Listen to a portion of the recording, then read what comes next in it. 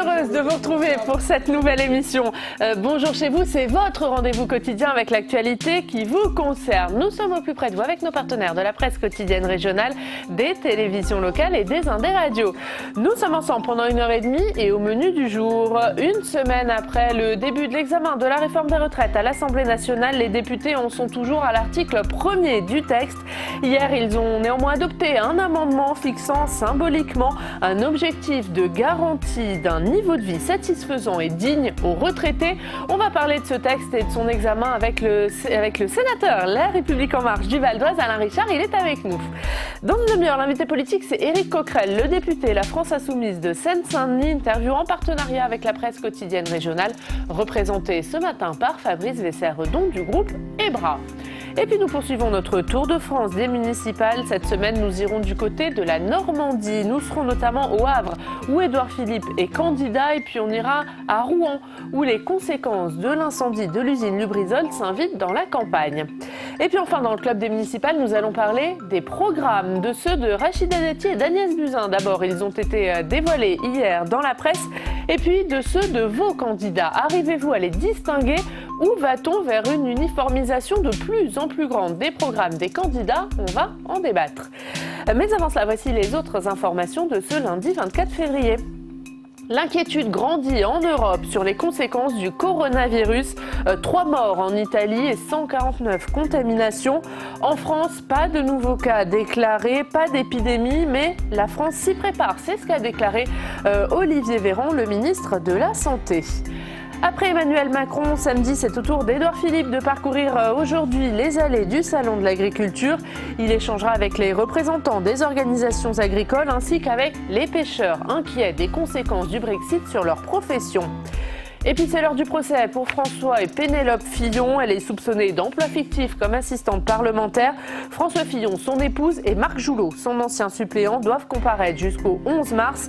Ils encourent 10 ans d'emprisonnement, de lourdes amendes et des peines d'inéligibilité. Et on débute donc avec le sénateur du jour élu du Val d'Oise, siège dans le groupe La République En Marche. Bonjour Alain Richard. Bonjour. Merci beaucoup d'être avec nous ce matin. On va commencer d'un mot par ce coronavirus qui inquiète notamment en Europe. L'Italie touchée, près de 150 contaminations, 3 morts ce week-end. Pas d'épidémie en France, pas de nouveaux cas, c'est ce qu'a dit hier Olivier Véran. Est-ce que néanmoins, au vu de ce qui se passe en Italie, il faut renforcer, selon vous, les contrôles à la frontière italienne? C'est pas très pratique. C'est-à-dire que le sujet, c'est effectivement une transmission d'un germe par contact personnel. Et donc, d'arrêter un train, puisque à la frontière, pratiquement, il y a des trains et des voitures, et de sonder les 1000 personnes qui sont dans le train est une opération lourde qui est pénalisante pour la vie et qui va produire probablement un cas de contact. Et qui pour vous n'est pas nécessaire. Éric Ciotti notamment, le député des Alpes-Maritimes, le demande. Pour vous, c'est pas nécessaire. J'observe quand même depuis 2 mois que cette crise est en cours, que le système français qui remonte, qui a été maturé, si vous voulez, qui a été mis au point de façon prolongée au cours des 30 ou 40 dernières années, notamment à partir de ce qui a été amélioré après l'épisode du SRAS en Chine en 2003, fait que nous avons quand même un dispositif de prévention et de détection qui est très au point. Donc il nous semble, on va voir ce qui se produit chez nos autres collègues européens, enfin pour l'instant, ça fait quand même maintenant 2 mois que c'est déclaré, l'Europe ce qui veut dire, d'ailleurs, je préfère le dire, qu'on peut avoir toutes les critiques du monde à l'encontre des autorités chinoises, mais pour un pays de niveau de vie intermédiaire, je veux dire, on a l'illusion quand on se promène à Shanghai qu'on est un pays développé où les niveaux de revenus, des capacités publiques sont les mêmes qu'en Europe. Ce n'est pas le cas. C'est un pays avec aussi des zones encore de développement incomplet. Ils ont, me semble-t-il, par rapport à la densité de population qu'ils ont dans leur ville, su limiter la propagation de l'épidémie. Du virus. L'autre sujet d'actualité, c'est la réforme des retraites, examinée en ce moment même à l'Assemblée nationale, examinée depuis lundi. 6000 amendements examinés, les députés qui en sont encore à l'article 1er. Est-ce que l'exécutif va dégainer l'arme du 49-3 ? Le choix, il est entre ça et bouleverser le calendrier parlementaire, c'est-à-dire décaler tous les autres textes pour finir le... Mais... Quel est le bon choix pour vous ? Le bon choix, c'est d'en finir avec un dévoiement du droit d'amendement.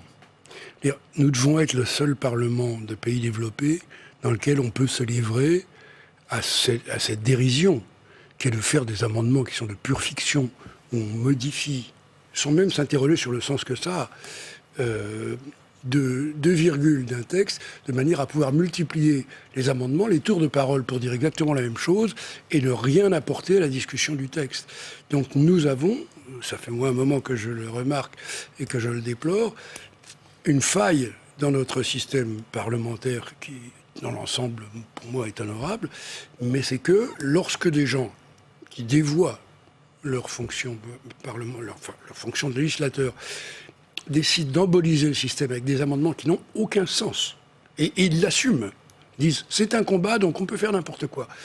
En tout cas, ils assument de faire de l'obstruction. Que nous n'ayons pas la capacité de dire non, raisonnablement, le temps de parole, le temps d'expression va être réparti entre les différentes familles politiques, mais personne n'a le droit de prendre en otage la discussion de tous les autres, nous avons une faiblesse sur ce point. Et donc, si du coup...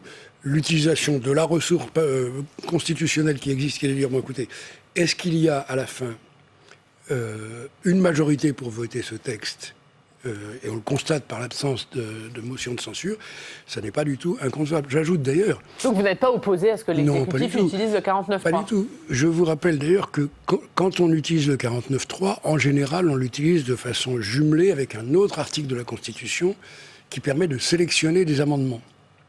Et donc, c'est l'article 44, troisième alinéa, qui permet au gouvernement, lorsqu'il met l'Assemblée devant la responsabilité, je prends le projet de loi tel qu'il a été discuté et j'y ajoute tel et tel amendement, qui est en général voulu par la majorité ou qui est consensuel, qui n'a pas encore été discuté, mais qui va entrer dans le projet soumis à l'article 49.3.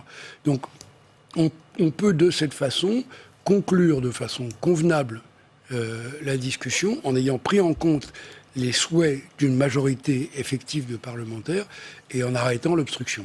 Est-ce que néanmoins il n'y a pas eu un problème de méthode de la part du gouvernement sur ce texte ? Est-ce que pour vous c'est opportun d'avoir en parallèle une conférence de financement et un examen au Parlement ? Non, d'une part, moi la critique que j'assume, puisque je n'avais pas non plus fait cette objection au gouvernement en temps utile, mais à la réflexion, on aurait dû demander à Jean-Paul Delevoye de conclure ces discussions préliminaires après les vacances d'été 2019.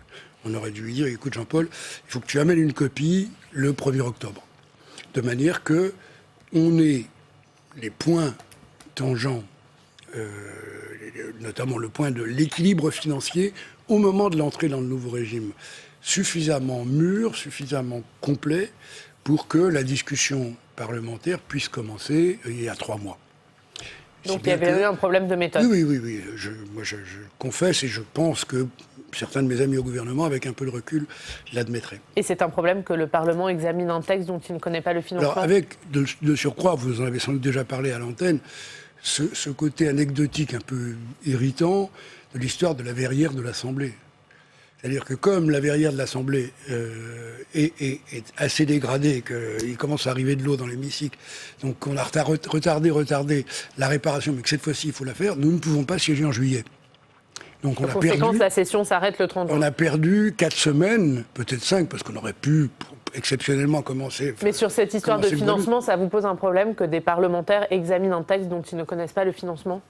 Alors, le financement...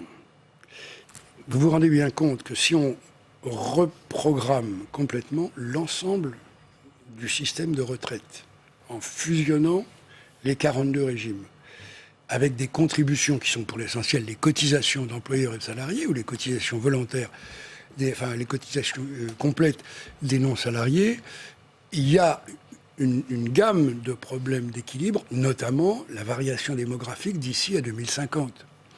Donc les principes financiers doivent être solides, et c'est vrai qu'il y a encore une part de discussion à mener. L'un des sujets pour lesquels il faut faire cette réforme, c'est que si plusieurs des régimes, ce qui est le cas, existants, fractionnés, si vous voulez, vont vers des déséquilibres, ils vont être subventionnés par l'État, avec les impôts des autres, avec des sujets d'équité sérieux. En réalité, c'est déjà commencé. Il y a déjà aujourd'hui une contribution de l'État très substantielle à des régimes de retraite, simplement parce qu'ils sont en déséquilibre. Donc le fait d'arriver à tout remettre dans un pot commun, équilibré, dans lequel, s'il y a une contribution d'État, on sait pourquoi, on sait quelle en est la légitimité, et le reste est financé par les cotisations, c'est un travail qui, à mon avis, se poursuivra même après l'adoption de la loi. Allez, on va passer à l'autre actualité de ce week-end, Alain Richard, c'est l'arrêt du premier réacteur de la centrale nucléaire de Fessenheim. Avant de vous entendre, on va aller en Alsace. On est en direct avec le sénateur centriste du Haut-Rhin, Jean-Marie Bockel. Bonjour, merci beaucoup d'être avec nous ce matin, Jean-Marie Bockel. Jean-Marie Bockel, c'est une page qui se tourne dans l'histoire du nucléaire français, mais aussi en Alsace. Comment a été vécu l'arrêt du premier réacteur de cette centrale dans votre région ce week-end ? Forcément, avec des sentiments contrastés, ceux qui se sont toujours battus contre le nucléaire ou se sont laissés convaincre au fil des années qu'il fallait que la plus vieille centrale, de manière presque symbolique, ferme, sont évidemment satisfaits. Mais au-delà même des habitants de la commune de Fessenheim, des environnements qui bénéficient en termes d'emploi, en termes de retombées sur les finances communales, mais surtout en termes d'emploi de cette centrale, à commencer par les salariés, tout simplement ne comprennent pas. En fait, c'est ça la difficulté, si vous voulez. Sur le principe qu'une centrale ancienne, dans le cadre d'un rééquilibrage des ressources énergétiques de la France, soit amenée un jour à fermer, je dirais tout le monde peut le comprendre. Vous savez, nous sommes frontaliers non seulement de l'Allemagne, mais de la Suisse. En Suisse, quand on ferme une centrale, c'est arrivé, on le prévoit 15 ans à l'avance. Et pendant toute la période, avant la fermeture effective, on s'y prépare, que ce soit en matière de démantèlement, de reconversion, de préparation également des territoires concernés. En France, il y a eu... D'abord, il y a ce débat polémique qui se poursuit depuis très longtemps avec cette dimension symbolique. Puis un jour, c'était sous Hollande, on annonce la fermeture. On dit plein de choses, on parle de démantèlement de filières et en fait, on ne fait rien. Moi, je peux vous le dire, on a eu des commissaires gouvernementaux successifs, on a eu des concertations, mais il ne se passe rien. Et tout à coup, les choses s'accélèrent. À un moment donné, on s'est dit, le nouveau gouvernement, sous l'impulsion du président Macron, va être plus pragmatique, on va avoir un calendrier clair, parce qu'il faut quand même savoir qu'entre-temps, EDF, qui est surveillé de très près sur les centrales nucléaires, avec des autorités indépendantes, qui régulièrement font des révisions approfondies des réacteurs, et donnent ensuite consigne pour que les réacteurs puissent continuer à tourner, par exemple c'est de 5 ans en 5 ans, de travaux, tout simplement de mise à niveau, etc., d'entretien, qui peuvent aller jusqu'à des centaines de millions d'euros. Donc c'est du lourd. Et ça s'est fait. Donc si vous voulez, d'un côté une centrale qui est prête à continuer, encore, comme beaucoup d'autres, donc pas péri dans la demeure, et de l'autre côté, un délai glissant, une préparation qui ne se fait pas de l'après-nucléaire, et tout à coup, pour des raisons politiques, une accélération, puisqu'il faut ce totem, en quelque sorte, de nucléaire. Donc, moi, si vous voulez, je suis sur le principe même qu'un jour la centrale ferme, je peux l'entendre. Mais sur la manière dont les choses se sont faites, ou plutôt pas faites, en termes de préparation, là, si vous voulez, je ressens, et nous sommes nombreux à ressentir, y compris des gens qui ne sont pas forcément complètement fermés à l'idée, nous ressentons une grande frustration et le sentiment d'un vrai gâchis. Quelque part, on se dit c'est vraiment dommage qu'on en soit arrivé là, alors qu'il faut être objectif.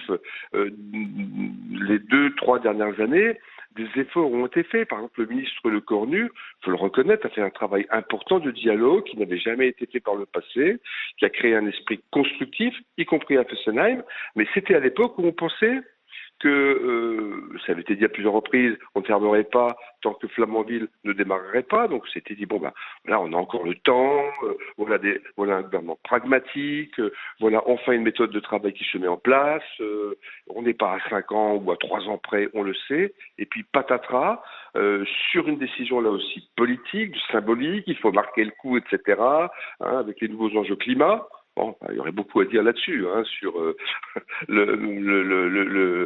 comment dirais-je, la fermeture du nucléaire et comme on l'a vu en Allemagne, le maintien des Jean-Marie Bockel, juste un mot, si on vous comprend bien, malgré le gouvernement qui se veut rassurant, Elisabeth Borne qui dit qu'il n'y aura pas de perte d'emploi, l'élu local que vous êtes est inquiet pour l'avenir de ce territoire ? Bien sûr, surtout... Je ne sais, évidemment, en Alsace, on a une capacité à rebondir, mais le discours de la ministre consistant à dire qu'il n'y aura pas de perte d'emploi, bon, d'abord, c'est à vérifier, et deux, il y a ce qu'on appelle, si vous voulez, la perte d'une chance. La chance, c'est toute la capacité qu'aurait pu apporter un démantèlement en bon ordre, une reconversion en bon ordre, avec le temps qu'il faut pour que ça marche, et non pas des propos rassurants, un peu en catastrophe, qu'il y ait des efforts. Évidemment, les gens d'EDF auront des propositions de reclassement dans le groupe, tout ça, on le voit bien, mais que va-t-il en être des sous-traitants? Que va-t-il en être du territoire? Vous savez, dans la période Le Cornu, qui était encore une fois constructive, des tas de projets de territoire ont émergé, avec les départements, avec les élus locaux, la région, etc., qui étaient des projets un petit peu, non pas de contrepartie, mais d'activités nouvelles, d'infrastructures. Mais tout ça, c'est des temps longs. Donc d'un côté, la fermeture, c'est maintenant, et de l'autre côté, on va être très vite oublié parce qu'il n'y aura plus la pression de la fermeture. Et donc, il y a là, je ne dis pas que je ne crois pas ce qui nous est dit, mais je dis que ça ne nous rassure pas. Et surtout, ça ne nous enlève pas ce sentiment de gâchis que nous sommes beaucoup à ressentir. Donc, somme toute, je suis assez triste. Merci beaucoup, merci Jean-Marie Bockel, merci d'avoir été en direct avec nous ce matin. Un mot Alain Richard sur ce que dit Jean-Marie Bockel, ses inquiétudes, peut-être ce manque de préparation aussi. Oui, alors d'abord un mot sur Jean-Marie qui est un vieil ami et qui pour moi est un des modèles de représentation d'un territoire, de connaissance intime des collectivités qu'il représente et de volonté d'agir pour l'intérêt général. Je partage une partie de la gêne qu'il éprouve. Et ça me conduit quand même à être préoccupé du poids de ce que j'appelle l'écologie du yaka. C'est-à-dire une volonté purement proclamatoire de dire « régler le problème ». Donc il y a une partie significative, importante de l'opinion qui dit « il faut arrêter le nucléaire ». Je pense que c'est une profonde erreur et que le nucléaire est un élément clé de la transition vers une économie, une activité sans carbone. Et par ailleurs, il y a le phénomène que les centrales ont une durée de vie, ont des périodes de renouvellement ou de transformation ou de suppression, et que l'idée est tombée à un moment donné, puisqu'on irait vers une réduction du nombre de centrales, de choisir Fessenheim. C'est connu depuis maintenant plus de 10 ans. Et je rejoins Jean-Marie sur le fait que, en effet, le déroulement a été influencé par cette volonté de dire il y a une centrale qui doit fermer, c'est celle-là, elle fermera de toute manière. Et je partage l'idée qu'il aurait été préférable que Fessenheim ferme au moment où la nouvelle centrale EPR entre en fonction. Il y a eu une accélération qui est, à mon avis, comme j'ai vu un ou deux autres cas plus près de chez moi, une concession inutile à l'écologie du yaka. On va passer à un autre sujet. Alain Richard, vous avez été ministre de la Défense dans le gouvernement de Lionel Jospin entre 1997 et 2002. On va s'intéresser à la politique de défense d'Emmanuel Macron et on va en parler avec Alexandre Poussard.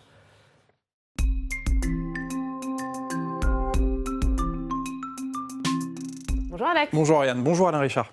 Et Alex, l'objectif d'Emmanuel Macron durant son quinquennat, c'est de créer une défense européenne. Effectivement, Oriane, l'objectif d'Emmanuel Macron, c'est que l'Europe soit plus autonome en matière de défense face à l'Alliance Atlantique, face aux partenaires américains. Mais cette construction d'une défense européenne n'avance pas vraiment et le président de la République française commence à s'impatienter face à ses partenaires européens. Il aimerait qu'ils prennent leurs responsabilités. Écoutez Emmanuel Macron, c'était lors de son discours devant l'école de guerre au début du mois de février. Les vraies questions pour les Européens sont au fond plutôt les questions qu'ils doivent s'adresser à eux-mêmes plutôt qu'aux Américains. Pourquoi ont-ils diminué à ce point leur effort de défense depuis les années 90 ? Pourquoi ne sont-ils plus prêts à inscrire la défense parmi leurs priorités budgétaires et à faire pour cela les sacrifices nécessaires, alors même que les risques s'accumulent ? Pourquoi avons-nous aujourd'hui des débats si compliqués sur les montants à allouer au Fonds européen de défense que nous venons de créer ? Est-ce que ce serait parce que la défense est une question accessoire ou dont d'autres se chargeraient pour nous ? Et pour faire avancer cette Europe de la défense, Emmanuel Macron est même prêt à ouvrir la stratégie française de dissuasion nucléaire à ses partenaires européens. Écoutez-le. Notre indépendance de décision est pleinement compatible avec une solidarité inébranlable à l'égard de nos partenaires européens. Notre engagement pour leur sécurité et leur défense est l'expression naturelle de notre solidarité toujours plus étroite. Soyons clairs, les intérêts vitaux de la France ont désormais une dimension européenne. Et ces propos d'Emmanuel Macron ont été accueillis plutôt froidement par l'Allemagne, le principal partenaire de la France, avec la ministre de la Défense de l'Allemagne qui a déclaré publiquement que l'Europe était sous la protection du parapluie nucléaire américain. On est donc encore loin d'une stratégie nucléaire européenne. Merci beaucoup Alex. Alain Richard, la France est désormais le seul État de l'Union européenne à détenir l'arme nucléaire. Depuis le Brexit, les intérêts vitaux de la France ont désormais une dimension européenne. C'est ce qu'a dit Emmanuel Macron. Alex le rappelait. Est-ce que vous pensez que les autres États ils sont prêts au dialogue sur ce sujet avec Emmanuel Macron ? Non. C'est une réalité très ancienne. Il faut dire, c'est un fait que peut-être les présentateurs publics ne montrent pas assez, qu'il y a une forme de coopération nucléaire au sein de l'Alliance Atlantique, au sein de l'OTAN. C'est-à-dire que plusieurs États européens, membres de l'OTAN et au titre de l'OTAN, sont dépositaires d'armes nucléaires stockées en Europe et qui peuvent être utilisées à partir de l'Europe en tant qu'alliés de l'OTAN. Et en réalité, ce que Emmanuel Macron suggère, c'est qu'on essaye de faire la même chose entre Européens à partir de la dissuasion française. Ce n'est pas inconcevable du tout. Je pense que c'est une idée que je soutiens, tout simplement. Mais pour les partenaires européens qui ont la dissuasion nucléaire comme une perspective, comme une possibilité extrêmement lointaine, parce que ça correspond à des hypothèses de conflits, d'affrontements qui ne sont pas dans notre horizon actuel, c'est une idée encore assez abstraite. Et au fond, par routine et par référence au passé, trop souvent, quand on réfléchit stratégie, quand on réfléchit possibilité de sécurité militaire, on pense d'abord au conflit antérieur. Et donc quand on se demande quand et comment on pourrait utiliser la dissuasion nucléaire dans un conflit, évidemment, de grande intensité, il y a peu d'Européens qui se placent dans ce champ de réflexion. Ça n'est pas un sujet de débat chez eux. Et au fond, si la question revient, ils disent il y a le système des plans nucléaires de l'OTAN. Donc, le fait de les amener à se dire, dans les conflits qui peuvent arriver dans 30 ou dans 50 ans, il faut que vous réfléchissiez si, notamment, la décision ultime américaine serait dans le sens de notre protection. Ils ont du mal, malgré les difficultés qu'on a eues avec les États-Unis au cours des 4 dernières années, ils ont du mal à se projeter dans cette éventualité. Et donc, c'est pour ça que Emmanuel Macron insiste un peu, quoi. Allez, on va quitter votre casquette d'ancien ministre de la Défense pour passer à votre casquette actuelle. Alain Richard, c'est celle de coprésident de la commission d'investiture de La République En Marche pour les municipales. On va voir ce sondage paru hier dans le journal du dimanche, sondage IFOP.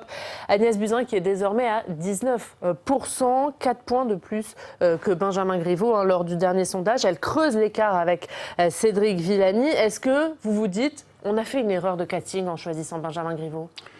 Non, je ne crois pas. On a simplement ignoré un point de faiblesse du candidat. Et là, par contre, j'assume cette responsabilité. Je l'ai dit à mes amis du mouvement en disant, c'est vrai que personne ne lui a posé la question, est-ce que tu as un sujet de vulnérabilité personnelle ? Ce qu'on aurait dû faire. Ce qui est arrivé à Benjamin Griveaux, qui est une une mise en cause d'un petit morceau de sa vie privée, mais qui l'a fragilisé et qui l'a conduit à renoncer. Ça fait partie des données qui arrivent dans la vie politique et nous aurions dû prévenir ça. Peut-être qu'il nous aurait répondu à côté, mais nous sommes en faute de ne pas lui avoir posé la question. Sinon, dans le choix que nous avions pour les candidatures à Paris, on l'a dit, on l'a répété, et ça reste vrai, son projet, sa vision de l'alternance à Paris, du changement de la majorité municipale actuelle à Paris, d'une nouvelle gestion de Paris, était la plus aboutie. Et c'est pour ça d'ailleurs que Agnès Buzyn s'en inspire pour l'essentiel. Alors, pour l'essentiel, comme vous dites, elle abandonne deux mesures phares de Benjamin Griveaux, le déménagement de la gare de l'Est, l'apport de 100 000 euros pour acheter un logement à Paris. Est-ce que c'était des mauvaises mesures ? Honnêtement, pour l'histoire de la gare de l'Est, je n'en suis pas sûr. Enfin, ce dont je suis sûr, c'est que le déplacement d'une gare, parce que moi je me rappelle très bien un épisode il y a 30 ans où il y avait un projet analogue de déplacer la gare d'Austerlitz pour faire un nouveau quartier scientifique et universitaire, de renvoyer la gare d'Austerlitz au niveau du périphérique, en disant ça sera desservi par le tramway, par d'autres lignes de métro. Les gens de la SNCF, le service public ferroviaire, disent l'intérêt du ferroviaire pour les liaisons régionales, c'est d'arriver au centre de Paris. Donc si vous nous retirez cet avantage-là, vous poussez les gens vers l'avion, donc c'est contraire à la transition écologique. Donc ça, c'était une erreur, mais d'utiliser les infrastructures, la surface des infrastructures ferroviaires, ça pouvait se défendre. Mais ce qui est vrai, c'est que de lancer, c'est comme d'ailleurs la remarque de Cédric Villani qui est de dire il faut absorber les communes de banlieue de faire une campagne municipale sur une décision qui fondamentalement ne dépend pas de la mairie me paraît pas très lucide. Donc on va quitter Paris, on va continuer à parler des municipales. On va écouter le porte-parole de votre ancien parti, le Parti socialiste, Boris Vallaud. Il était sur ce plateau il y a quelques jours. Il ironise sur la stratégie de votre parti, la stratégie du coucou, dit-il. On l'écoute. Le Parti socialiste est extrêmement bien représenté dans ces élections. Par exemple, comparé à La République En Marche qui a investi bien peu de monde. Et surtout jouer les coucous, vous savez, en pondant des œufs dans le nid des uns, dans le nid des autres, finalement, parce qu'en fait, il n'a personne à présenter. Et surtout, qu'il sent venir la sanction, d'où la circulaire de M. Castaner. Qu'est-ce que vous répondez, Alain Richard ? M. Vallaud est un habitué des aboiements contre la majorité actuelle. Ça fait partie de sa place dans le casting. Mais ce qui est vrai, c'est que le mouvement La République En Marche est un nouveau mouvement progressiste qui s'efforce de fédérer, de rassembler des gens qui veulent le changement, la réforme, la modernisation du pays. Et M. Vallaud ferait mieux de se poser la question de savoir pourquoi, pour cette mission nationale, plus grand monde ne fait confiance à ce qui est devenu le Parti socialiste. Donc il attaque les autres, ça fait partie du sur votre jeu dans stratégie, c'est vrai que La République En Marche a investi moins de 300 candidats sous son nom propre, sous son étiquette propre. Que vous soutenez des maires de droite, que vous soutenez des maires de gauche. Non. Est-ce que ça illustre pas les difficultés de votre parti à s'implanter localement ? Pardon. D'abord, les élections municipales se font sur un contexte local de possibilité de faire évoluer la commune, d'assurer à la commune une vie satisfaisante. Et donc, partout, et c'est vrai aussi d'ailleurs pour les maires socialistes, je l'ai bien connu, on fait du rassemblement, des accords plus larges que ce qu'on ferait en politique nationale. Et pardon, mais nous avons beaucoup de candidats de la société civile qui sont soutenus simplement par le mouvement parce qu'ils n'en sont pas membres, mais qui sont en convergence avec nous. Deuxièmement, je ne sais pas le nombre de candidats qui sont officiellement investis ou soutenus par le Parti socialiste. Je ne suis pas sûr qu'il y en ait beaucoup plus. Je ne suis même pas sûr qu'il y en ait plus du tout, d'ailleurs. Mais nous soutenons au total 150 maires, dont une partie sont membres de la majorité présidentielle, tout simplement, quand ils sont radicaux ou quand ils sont modem. Et ceux que nous soutenons, qu'ils soient issus de la gauche ou de la droite, sont en situation coopérative avec le mouvement. Ce n'est pas n'importe lesquels. Et au contraire, c'est un des sujets que nous avons eu parfois de friction avec nos amis du MoDem, c'est que nous ne voulons pas soutenir des candidats maires qui sont clairement engagés dans l'opposition et qui contestent tout ce que nous faisons. Un mot peut-être pour finir sur Nice, puisque c'est une des seules grandes villes où la Commission nationale d'investiture ne s'est pas prononcée. Quel va être votre choix sur la ville de Nice où Christian Estrosi est le maire sortant ? Nous laissons les représentants locaux du mouvement exprimer la position de préférence locale, et cette préférence locale est de soutenir la liste de Christian Estrosi, où nous avons des proches qui sont participants. Donc la République En Marche apportera son soutien officiel à la liste de Christian Estrosi. locale. Merci beaucoup. Merci Alain Richard d'avoir été avec nous ce matin. Dans quelques instants, l'invité politique, c'est Éric Coquerel, député La France Insoumise de Seine-Saint-Denis. Avant de l'entendre, on va regarder un reportage consacré aux retraites agricoles. Le Salon de l'agriculture se tient cette semaine. Les agriculteurs demandent une revalorisation de leur pension de retraite. Pas possible dans l'immédiat, leur a répondu samedi Emmanuel Macron. Hugo Lemonnier est allé rencontrer un couple de retraités agricoles en Seine-et-Marne. On regarde. C'est ici, pendant plus de 40 ans, que Monique et Guy ont exercé leur métier, une passion à laquelle ils restent toujours attachés. Aujourd'hui, on est en retraite, mais ça nous plaît encore de venir traîner dans la plaine, voir qu'est-ce que les autres font. Cette terre, ce couple lui a consacré toute son existence. Un investissement sans relâche.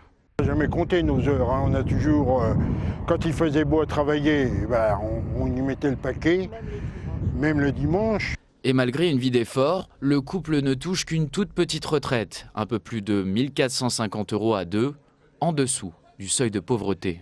Je touche 476,34 € et mon mari touche 976,62 €. On a cotisé comme les autres, mais pour pas grand-chose, on pourrait dire maintenant. Alors, le quotidien est marqué par de petites privations et quelques frustrations parfois devant les étals de supermarché. On se sent un petit peu privé parce que par rapport à ce qu'on nous avait promis, on est laissé pour compte et on nous prend pour des jojos, quoi. D'avoir travaillé toute une vie et puis à carrière complète et avoir une si petite retraite. Guy a commencé à travailler dans les champs à 14 ans. Monique, elle, l'a rejoint dès leur mariage à ses 23 ans. Et depuis, le couple ne s'est jamais autorisé de longues vacances. Mais c'est dans le tracteur. Je ne me rappelais plus, tu vois. On aurait dû continuer. On aurait gardé la forme. Hein. Ouais. À 5 h, on se levait. 7 h 30, l'élevage, c'était terminé. On revenait manger un petit peu et après, on était libre d'aller dans les champs. C'était comme ça tous les jours. Avec des animaux, c'est tous les jours. Pour faire des économies et garder la forme, Guy et Monique entretiennent donc un petit jardinet, de quoi les nourrir toute l'année. Il n'y en a pas beaucoup. Hein. Mais si, ils vont redémarrer là, au mois de mai. Je dirais que ce rang-là, il est plus beau que celui-là. Hein. Eh ben, parce que ceux-là, ils ont été plantés après. Là. Ah, c'est ça. Je bêche encore mon jardin. Là. J'ai des asperges dans 15 jours. Dès qu'il va faire beau, je vais les buter. Puis on va manger des asperges pendant 2 mois, là, à partir du 15 avril jusqu'au 15 juin. Quoi, Avec la réforme des retraites, le couple espère malgré tout voir leur pension augmenter et enfin toucher une retraite à la hauteur du travail accompli.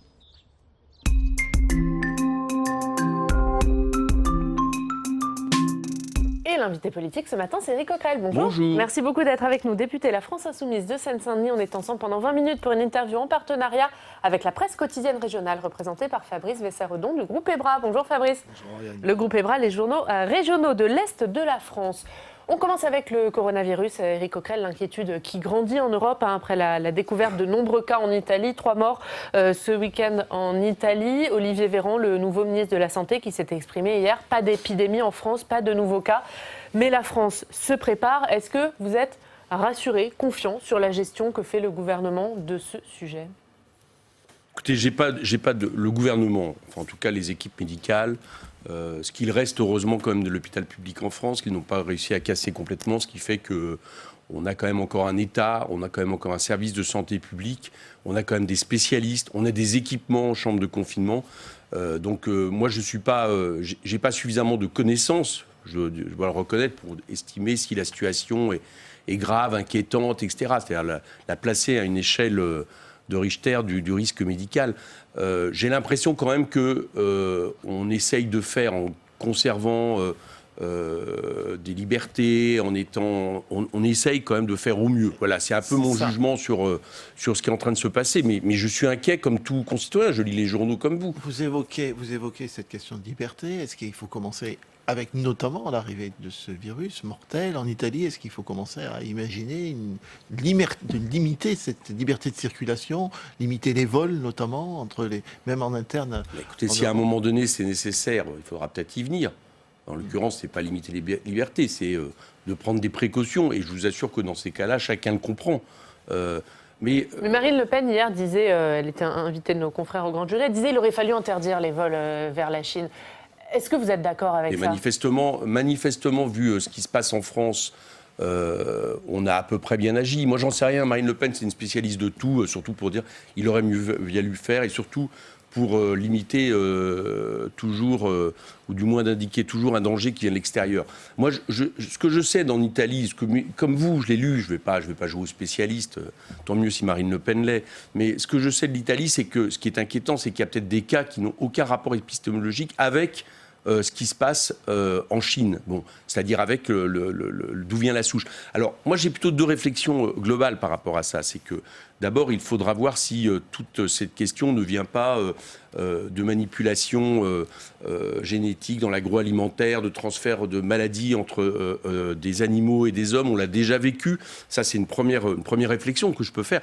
Et la deuxième, elle est aussi d'un point de vue économique. Parce que là, par contre, on va s'apercevoir assez vite des conséquences du coronavirus sur l'économie mondiale et aussi les conséquences d'une économie très globalisée, où la question, toutes les marchandises circulent, souvent au détriment de l'environnement, mais aussi au détriment, à un moment donné, de ce qui peut justement fragiliser l'économie. Je lisais ça veut dire quoi ? Vous en tirez quoi comme enseignement ? Comme enseignement, c'est que d'abord, l'économie mondiale est très fragile, parce qu'il suffit qu'à un moment donné, il y ait un ralentissement économique chez un des principaux acteurs de l'économie pour que ça joue. Mais autre chose, on me dit, je lisais dans les Échos récemment, excusez-moi de faire de la publicité pour un autre journal, mais je lisais que, par exemple, une grande partie des éléments, des médicaments, je ne le savais pas, étaient produits en Chine. Et que donc, il y a peut-être des possibilités à l'avenir de rupture de stock. Vous voyez bien que tout s'interpénètre. Et moi, je pense plutôt que, à la fois pour des questions d'environnement, il faut revenir à des souverainetés alimentaires, il faut revenir à des souverainetés industrielles. Donc, une forme de relocalisation de nos industries, c'est ça. De toute façon, ça sera nécessaire pour le bilan carbone. On ne peut pas continuer comme ça un grand déménagement du monde qui coûte une fortune financière, qui a des conséquences sociales, mais qui a aussi des conséquences écologiques qu'on ne peut plus se permettre. Et peut-être que la question du coronavirus va aussi nous interroger sur cette question.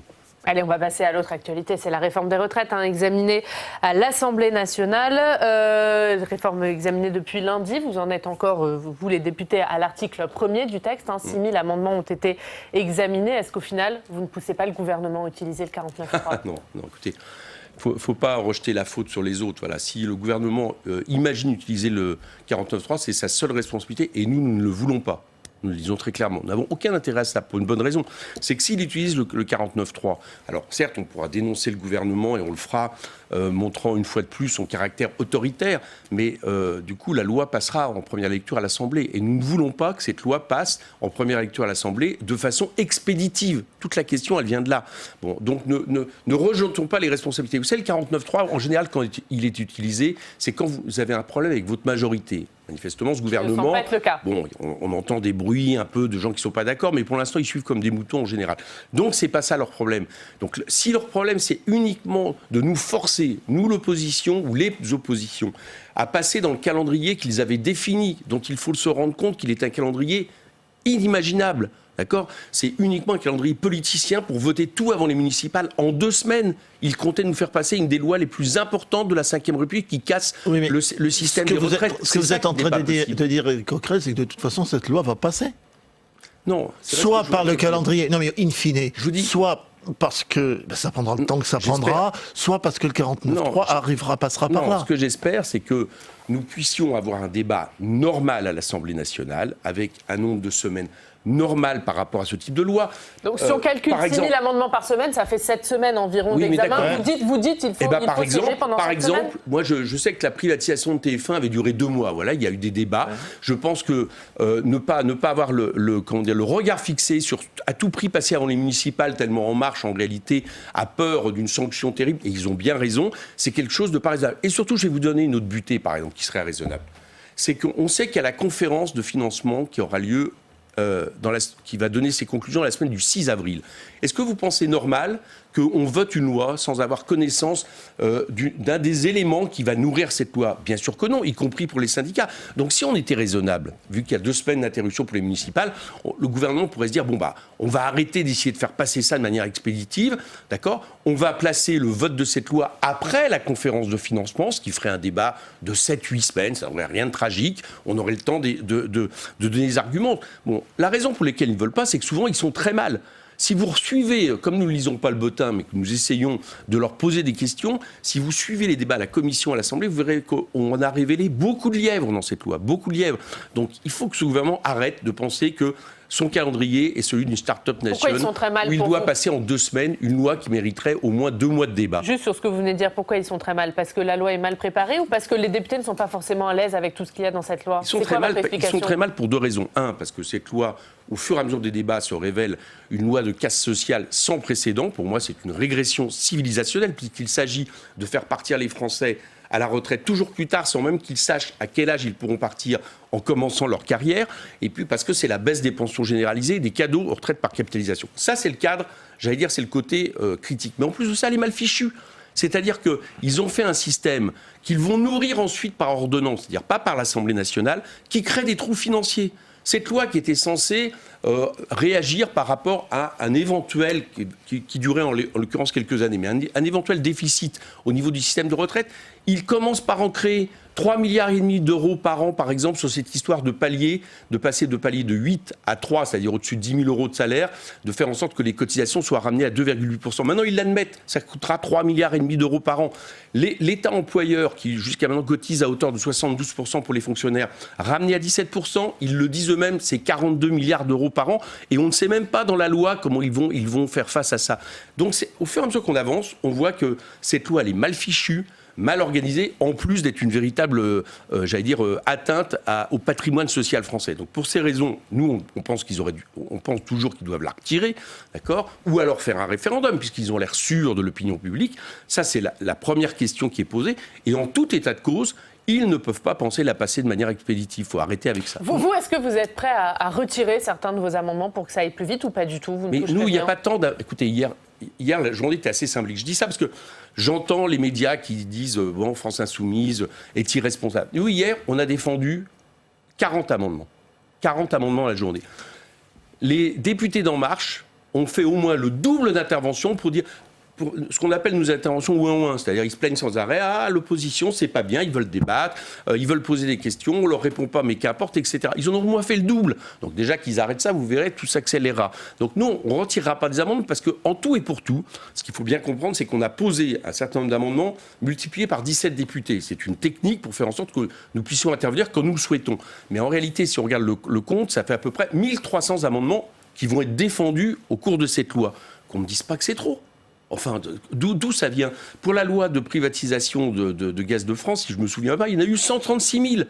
Mais ce gouvernement, il est habitué à passer tout de manière expéditive, en appuyant sur un bouton et en pensant que le reste va suivre. Des fois, ça ne suit pas. Et il faut qu'il se fasse à faire en sorte qu'il y ait un débat démocratique. Il faut même qu'il se fasse à faire en sorte que monte du pays l'exigence du retrait qui est plus que nécessaire. Si toutefois il appuie sur le bouton du 49.3, comme vous le dites, qu'est-ce qui va se passer? Qu'est-ce que vous allez faire, vous? Écoutez... Qu'est-ce que je vous dise? Enfin, je veux dire, on fera ce que, à mon avis, la plupart des Français feront. C'est-à-dire que j'espère qu'il y aura des ripostes dans la rue, des manifestations, des contestations. Bon, après, il y aura la deuxième lecture au Sénat, qui, à mon avis, ne laissera pas passer la loi. Donc, ça reviendra à l'Assemblée. Donc, tout ça ne sera pas terminé. Mais je pense que le gouvernement commettrait... Je m'adresse à eux. Je pense qu'ils commettraient une lourde erreur. Parce qu'ils auraient tort de penser qu'on n'a pas un peuple intelligent. Voilà. Et ce peuple intelligent, il a lu la loi. Maintenant, il considère que dans son ensemble, elle est mauvaise, ça se voit de partout. Et si en plus, il passe en force une espèce de hold-up, comme ils veulent le faire, je pense qu'il y aura des conséquences très graves dans les urnes pour En Marche. Mais surtout, le pays ne cessera pas faire. Ça, c'est mon impression. Vous demandez le retrait, on l'a bien compris. Vous reconnaissez quand même la nécessité de réformer le système. Ah, non. Le système, non. Mais revenir à ce qui était l'essence du système, c'est-à-dire permettre un progrès social, avant qu'on commence à reculer l'âge de la retraite de 60 à 62 ans, qu'on passe de 37,5 années de cotisation au fur et à mesure à 43, qu'on réduise les meilleures années, qu'on passe des pensions calculées sur les 10 meilleures années à 25 meilleures années, ça oui, on pense qu'on doit revenir là-dessus pour une bonne raison. C'est que nous estimons que les progrès de productivité, vous savez qu'on produit 3 fois plus, un salarié produit 3 fois plus qu'il y a 50 ans. La richesse qui est créée dans ce pays, elle ne doit pas seulement servir aux revenus du capital, comme on le fait malheureusement trop, et notamment ce gouvernement, mais elle doit servir aussi à permettre à un moment donné le partage du temps de travail. Et les retraites, ça permet aussi le partage du temps de travail. Donc il faut revenir sur ce qui a été le progrès pendant un siècle. Pendant un siècle, on avait beau vivre plus longtemps, mais n'empêche, on n'avait pas l'idée de se dire qu'il fallait rallonger l'âge de durée de la retraite. Au contraire, on faisait en sorte de permettre de partir plus tôt. Il faut revenir à ça, et j'allais dire que les chiffres du chômage s'en porteront également mieux. Alors, il y a quand même des choses qui se passent sur le fond du texte à l'Assemblée, notamment cet amendement qui a été inscrit hier, qui fixe un objectif de garantie d'un niveau de vie satisfaisant et digne aux retraités. Est-ce que ça, c'est une bonne chose pour vous? Est-ce que le gouvernement entend la gauche? On verra après ce qu'il va mettre dans le contenu. Mais l'idée, le problème est là. L'idée est parfaite, mais sauf que le problème, c'est que vous savez, on a un gouvernement, et c'est aussi un des aspects du problème, qui déguise depuis le début sa politique. Quand il casse avec les lois pénales, le code du travail, il explique que c'est pour faire plus de protection sociale. Quand il fait en sorte que les gens partent toujours plus tard à la retraite, moins payés, il explique que c'est au nom d'une plus grande égalité et d'une meilleure redistribution des revenus pour les retraités. Donc il dit exactement l'inverse de ce qu'il fait. C'est ce qu'on appelle le Orwell, vous savez, 1984, la guerre c'est la paix, etc. Bon. Donc, j'allais dire que là, on en est un peu là-dessus. C'est-à-dire que ce qui va se passer, malheureusement, donc on a réussi à faire en sorte que cet amendement passe, parce que satisfaisant, on ne sait pas très bien ce que ça voulait dire tout seul. Manifestement, ce gouvernement estime satisfaisant de supprimer l'APL pour les plus pauvres, de supprimer des chômeurs en faisant en sorte de les radier de la CEDI, comme ça il peut dire que l'emploi va mieux, et par contre de faire des cadeaux mirifiques aux plus riches. Donc ça c'est satisfaisant pour lui. Pour nous, c'est un scandale et c'est indécent. Donc on n'a pas les mêmes notions de satisfaisant. C'est quand même la preuve clairement. Que le gouvernement vous entend l'opposition on verra bien et rajoute des choses dans le texte. Bien sûr, donc on verra dans le contenu maintenant si ça correspond à ce qu'ils viennent de rajouter. Et permettez-moi pour l'instant d'en douter, vu ce qui vient dans la loi, en termes de fond, dans les articles suivants. Un mot juste sur la conférence de financement. Vous le disiez, elle se tient en parallèle de votre examen à l'Assemblée nationale. Est-ce que la CGT a eu raison de claquer la porte de cette conférence de financement? Oui, ils ont eu raison. Moi, je n'ai pas jugé ce que font les syndicats ou pas, mais cette conférence de financement, le problème, c'est que le gouvernement avait mis des cadres. Ce sont les mêmes, d'ailleurs, c'est les mêmes cadres, les mêmes butées qu'ils comptent mettre ensuite pour, j'allais redire, le calcul de la possibilité de partir à l'âge à la retraite avec le système à points. C'est-à-dire qu'on ne pourra pas jouer sur l'augmentation des cotisations, ce qu'ils appellent, eux, le coût du travail, et on ne pourra pas non plus créer des déficits sur quelques années, quitte à presque ces déficits, quand la période économique va mieux, soient compensés. Donc il met deux butées. Donc à partir de là, la seule solution, c'est exactement ce qu'ils sont en train d'amener, c'est-à-dire de reculer l'âge de départ à la retraite. Donc c'est un jeu biaisé, cette histoire. Bon, donc les choses ne sont pas ouvertes, et la CGT qui ne porte pas, et ils ont bien raison, l'idée que on ne doit ni toucher au coût du capital, ni supporter qu'à un moment donné un régime temporairement soit en déficit, eh bien, est sorti. Mais encore une fois, cette conférence de financement, le gouvernement nous dit qu'il va soit en tirer des conclusions, soit il va revenir, par exemple, à l'âge pivot, qui était un peu à l'heure, parce que l'âge d'équilibre, c'est à peu près l'âge pivot. Mais il nous dit ça. Il va faire des annonces.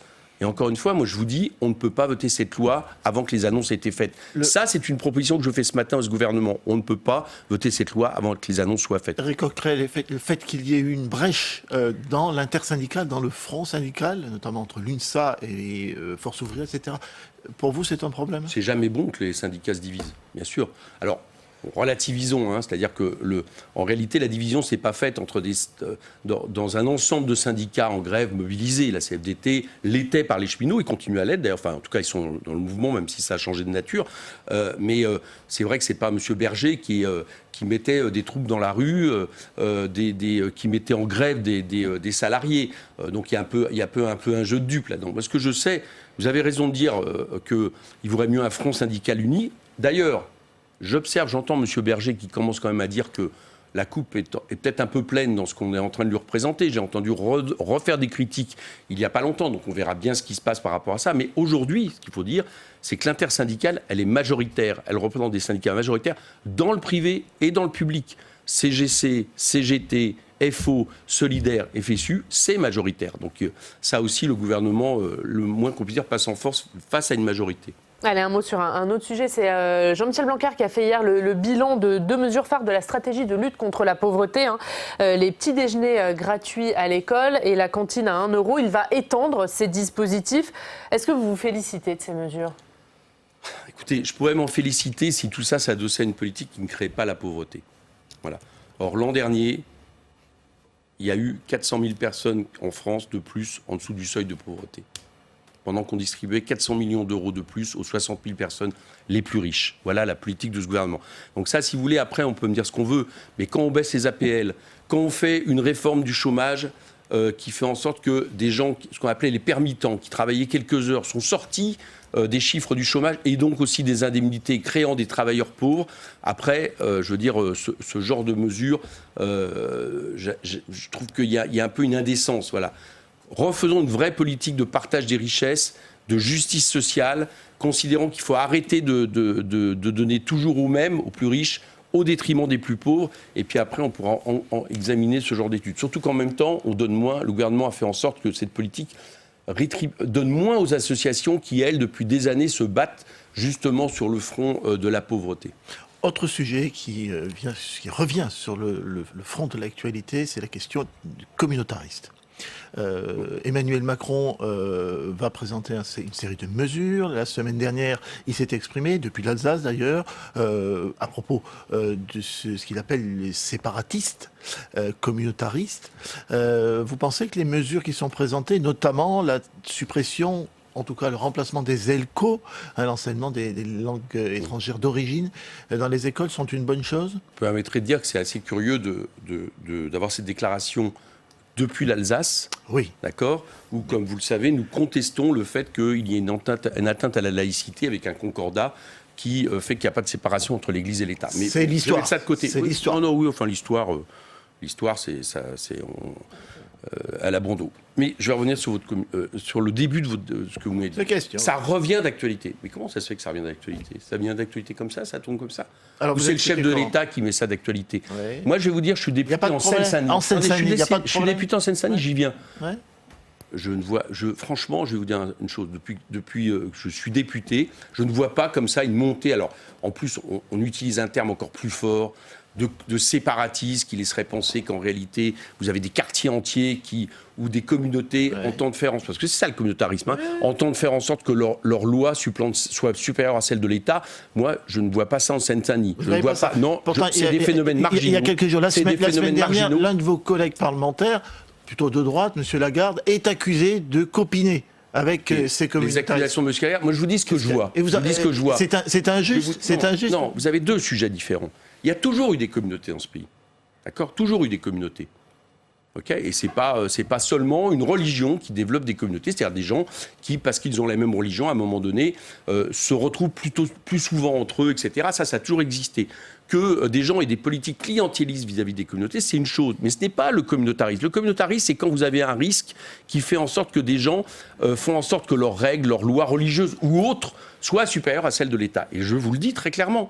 En France, ce danger-là, d'accord, enfin, c'est pas qu'il n'existe pas, il peut être marginal, mais il n'y a pas d'augmentation. Le vrai problème en Seine-Saint-Denis et ailleurs, d'accord, c'est pas le problème de reconquête républicaine, c'est que l'État et la République ont été trop longtemps absents dans ce qu'elles doivent à tous les citoyens de notre pays, c'est-à-dire l'égalité républicaine, le fait d'avoir les mêmes droits, le fait d'avoir les mêmes accès au travail, le fait de ne pas avoir de discrimination. Voilà le problème qui est posé. Et je vais vous dire, il y a une chose qui m'insupporte dans ce qu'est en train de faire Emmanuel Macron. Il y a une question sociale qui lui est posée, il déplace le problème et il se dit que ça va nourrir son débat avec le Rassemblement national et qu'à la fin, quand même, au bout du bout, il apparaîtra comme le plus modéré. Il est en train de préparer le deuxième tour de la présidence. Bien sûr, et je trouve ça malsain de mettre un sujet identitaire qui divise les Français, alors même qu'on est en plein débat social sur un des fondements de la République, de ce qui devrait être la République sociale dans ce pays, c'est-à-dire la question des retraites. Donc il joue un jeu très dangereux, d'autant plus dangereux que c'est pas lui qui en sera gagnant si jamais il arrivait à mettre cette question-là au centre du débat. Ça veut dire quoi, qu'il fait le jeu de Marine Le Pen au final ?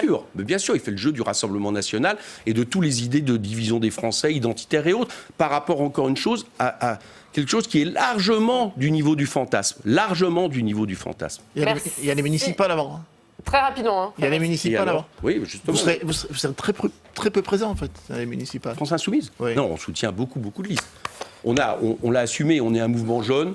La question était d'ailleurs pas forcément de partir sur nos couleurs, c'était plutôt de faire en sorte qu'il y ait des listes d'implication citoyenne, d'auto-organisation, parfois soutenues par d'autres partis. Donc c'est ce qu'on a essayé de faire au mieux, avec des diversités locales. Moi, sur ma circonscription, par exemple Saint-Ouen, Saint-Denis, avec M. Bagayoko, Saint-Ouen avec Laurie Lefebvre et autres, on arrive à faire des listes citoyennes soutenues par France Insoumise qui assurent un renouveau écologique et social, et on verra bien les résultats à l'arrivée.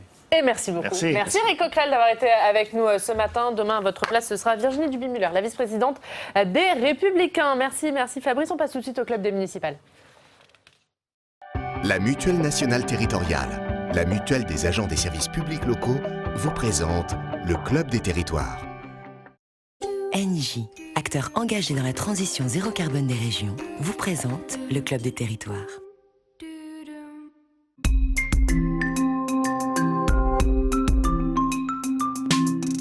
La presse quotidienne régionale et les télévisions locales vous présentent le Club des territoires.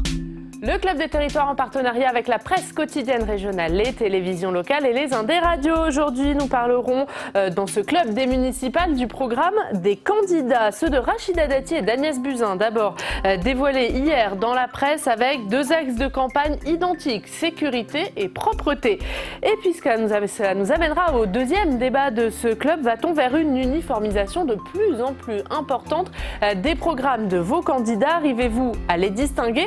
On va en débattre. Mais d'abord, c'est l'heure de notre reportage en région. Vous le savez, on poursuit notre tour de France de la campagne des municipales.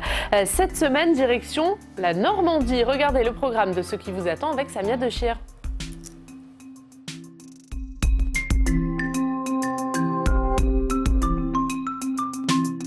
La Seine-Maritime compte plus de 700 communes. C'est autant d'élections municipales qui vont se jouer dans 3 semaines et une attire particulièrement l'attention, celle du Havre où le Premier ministre sera candidat. Mais s'il est élu, Édouard Philippe restera à Matignon pour laisser la place à Jean-Baptiste Gastine, l'actuel maire du Havre.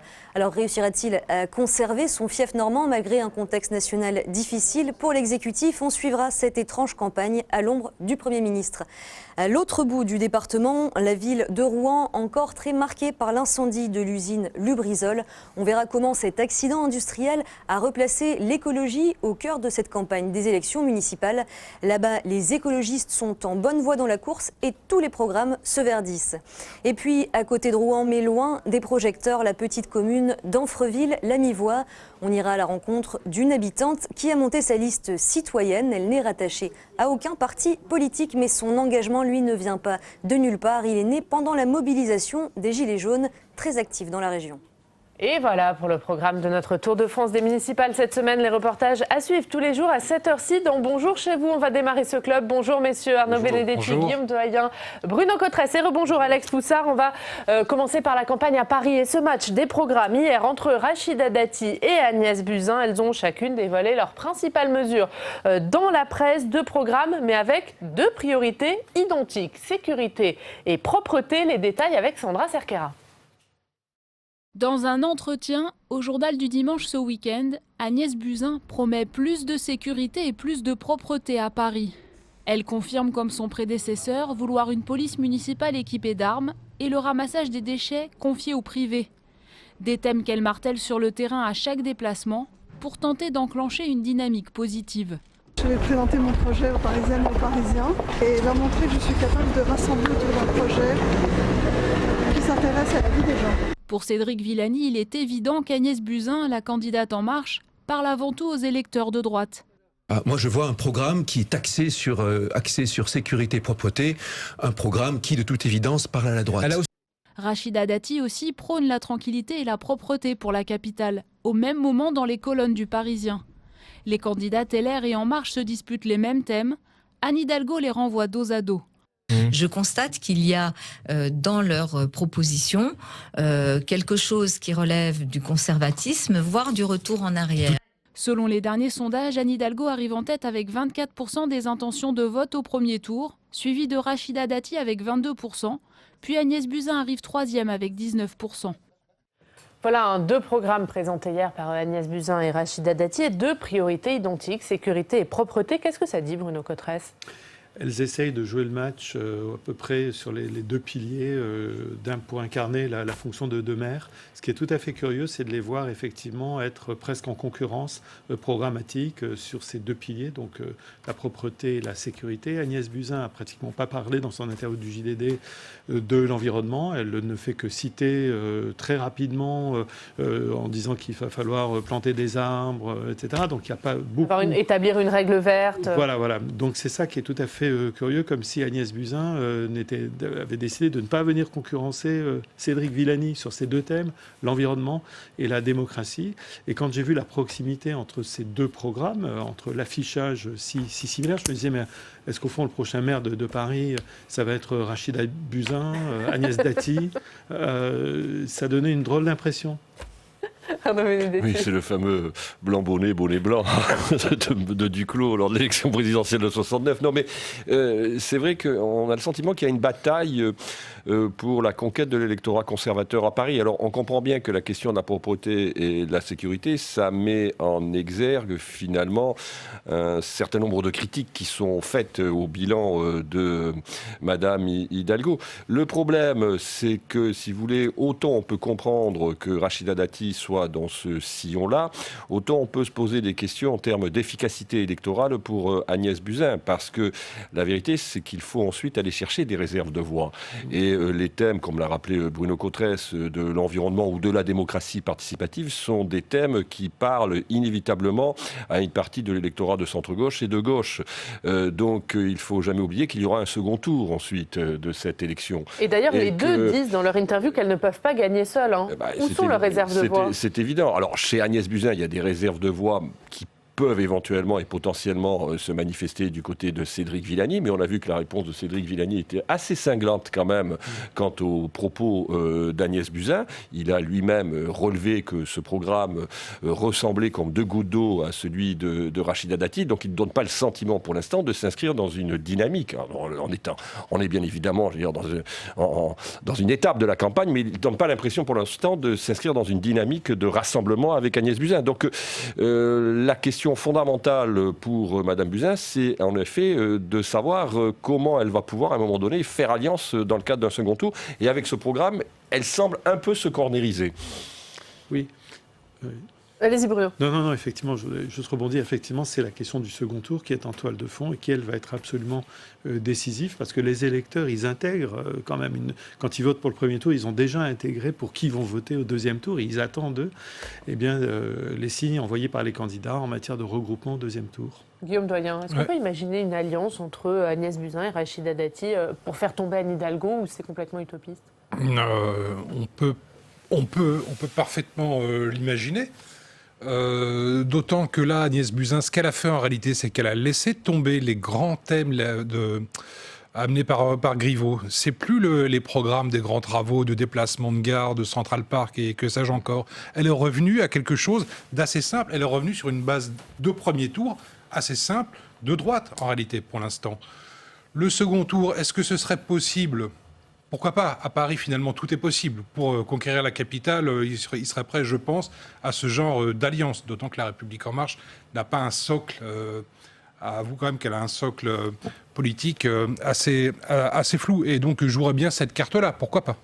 Est-ce que c'est uniquement l'électorat de droite ? Parce qu'on voit qu'elle axe son programme sur la sécurité, avec notamment une police municipale armée, Agnès Buzyn, mais elle dit aussi, et ça c'est une nouveauté par rapport au programme de Benjamin Griveaux, qu'elle veut s'attaquer au défi du vieillissement de la population, avec notamment la création d'un service public du maintien à domicile. Est-ce que là, elle s'adresse à l'électorat de gauche, elle fait jouer sa fibre sociale ? Oui, elle fait jouer sa fibre sociale et elle fait fructifier son capital d'ancien ministre de la Santé et sa trajectoire professionnelle. Donc là, c'est sa touche personnelle qui est liée à sa propre vie, j'allais dire antérieure, qu'elle intègre dans ce programme. Mais il faut quand même jamais oublier, pour en revenir à ce dont nous discutions, c'est que la ville de Paris, culturellement aujourd'hui, politiquement, est une ville plutôt de gauche quand même. Et donc, la difficulté, c'est en effet comment on peut... En fait, elle est confrontée à la question du « en même temps » à Paris aujourd'hui. Comment elle arrive à ramener cet électorat conservateur qui est extrêmement aujourd'hui hostile à la politique menée depuis 6 ans par Anne Hidalgo, tout en finalement répondant aux aspirations d'une certaine sociologie parisienne qui veut qu'on en fasse plus sur l'environnement ou sur la démocratie participative.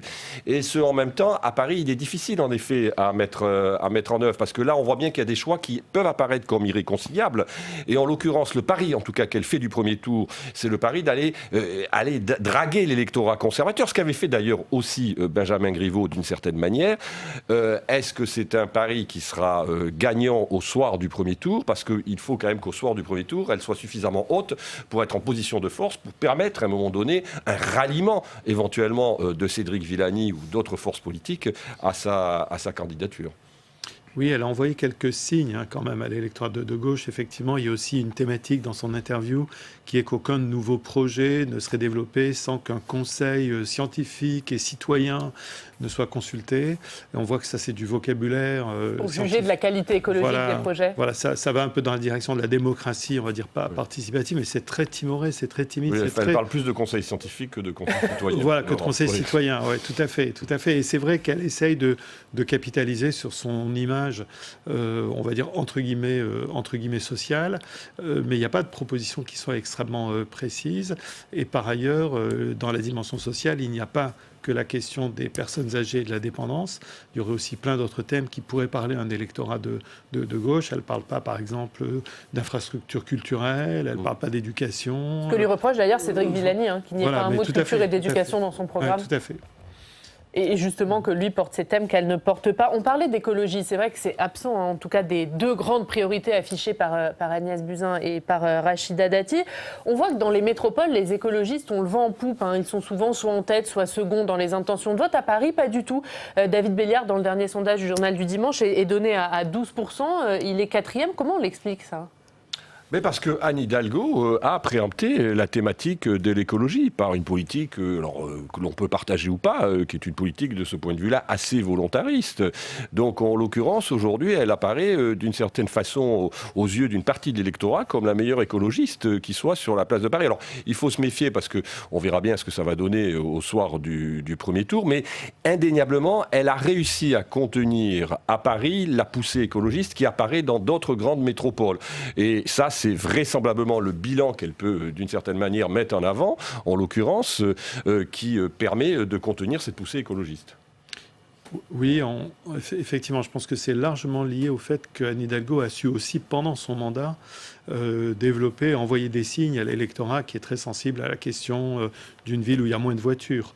Alors c'est aussi pour le meilleur et pour le pire pour Anne Hidalgo, parce que c'est en même temps l'un des points les plus importants sur lesquels ses concurrents viennent la tacler ou viennent la concurrencer, en tout cas la critiquer fortement. Et Agnès Buzyn, Rachida Dati en particulier, quand même extrêmement critique sur cette dimension. Ni Agnès Buzyn ni Rachida Dati ne disent qu'elles voudraient réouvrir les berges de la Seine, mais néanmoins on voit que sur cette question de la place de l'automobile, à la fois personne ne dit qu'on veut plus de voitures à Paris, mais en même temps tout le monde tombe sur Anne Hidalgo.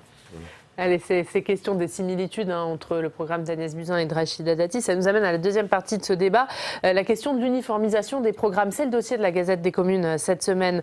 Guillaume, on constate de plus en plus une uniformisation de ces programmes. Ouais, il y a une convergence des programmes, une convergence relative, mais qui existe quand même, qui se manifeste dans pas mal de points. Si vous assistez à un conseil municipal dans une ville que vous ne connaissez pas bien, et si vous ne connaissez pas la tête et l'appartenance politique des élus, vous ne savez plus trop qui parle en réalité.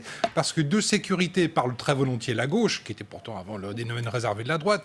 D'écologie va parler la droite, qui était auparavant, etc. Vous me comprenez que chacun va reprendre, là on a titré menu unique pour tous, on a poussé assez loin le sujet. Il y a encore des marqueurs, ça n'a pas disparu. On parle volontiers des grandes villes, et c'est dans ces grandes villes-là que les programmes se ressemblent de plus en plus. Lesquels ? Écologie, on met de l'écologie à toutes les sauces, sans jeu de mots, absolument. Maintenant, sécurité, mais tout le monde veut sa police municipale. Là, c'est encore aussi une affaire de curseur. La droite dépense plus pour la sécurité que la gauche, mais une police municipale armée, vous savez ce que ça voulait dire ? Il y a 20 ans, c'était tout simplement imaginable. C'était les Balkany, en fait. En réalité, aujourd'hui, si dans une ville de gauche, vous voyez passer des policiers municipaux avec une arme à feu à la hanche, vous n'êtes pas plus étonné que ça. La co-construction, la fameuse co-construction en démocratie participative, ils n'ont que ça à la bouche, tous, les uns, les autres, ce qui était quand même un emblème de la gauche bourgeoise. C'était très Madame Hidalgo, ça par exemple. Et ben tout le monde en fait, voilà. Donc il y a, si vous voulez, les thèmes, tout le monde s'est approprié les mêmes thèmes, mais à des degrés divers. Donc il reste quand même des marqueurs. Et en outre, il faut quand même préciser que ça n'est pas valable pour toutes les communes de France. Il y a quand même des communes où le RN va monter avec un discours là qui n'est pas du tout consensuel. Donc on parle plutôt de métropoles où l'électorat finit par se ressembler en ayant éjecté aussi les classes des employés et les classes populaires. Voilà. Et qu'est-ce qui explique ça ? Est-ce que c'est l'effacement du clivage droite-gauche finalement qui aboutit à cette uniformisation ? Alors, ce qui est certain, c'est que dans toutes les élections, il y a une question qui est toujours essentielle, qui est ce qu'on appelle l'appropriation des enjeux. C'est-à-dire quelle formation politique ou quel candidat est capable de dire à l'opinion, ça c'est ma spécialité à moi. Voilà. Et on voit qu'effectivement, cette question, elle s'est considérablement complexifiée parce que chacun est devenu spécialiste de tout.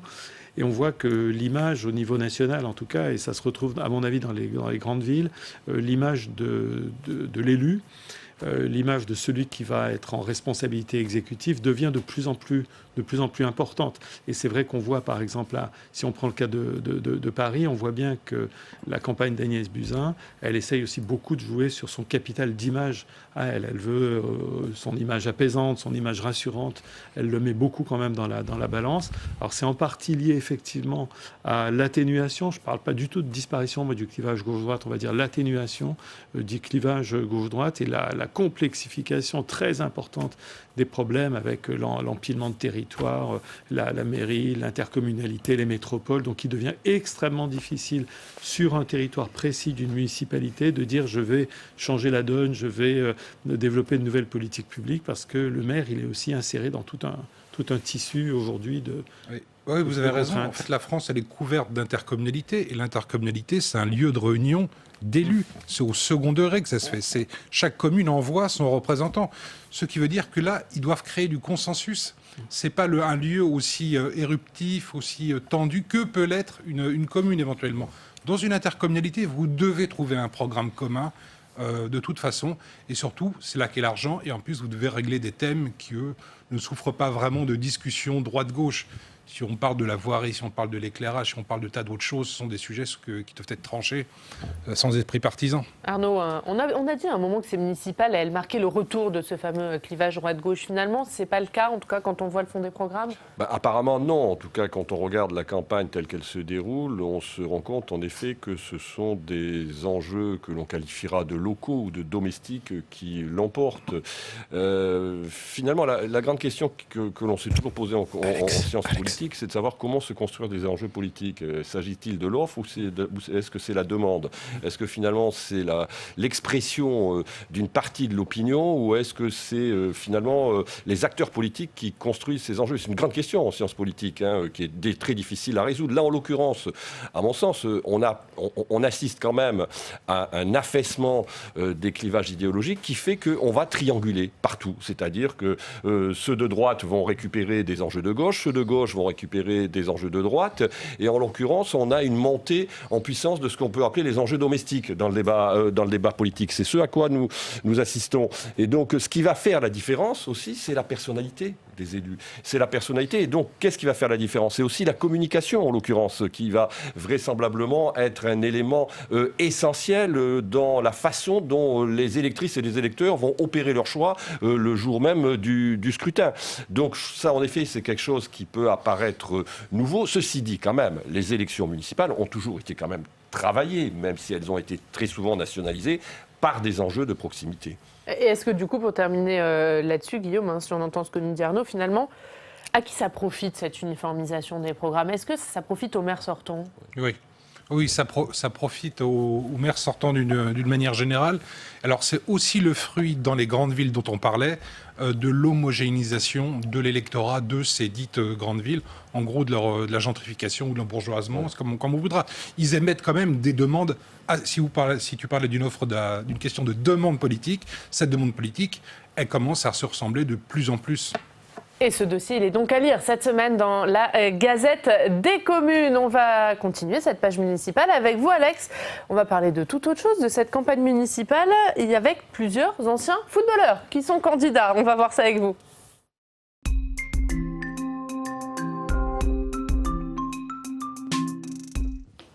On parlait la semaine dernière des frères Revelli, Alex, hein, ancienne gloire du foot à Saint-Etienne, qui s'affrontent lors de ces municipales. Mais il y a beaucoup d'autres footballeurs candidats. Effectivement, Oriane.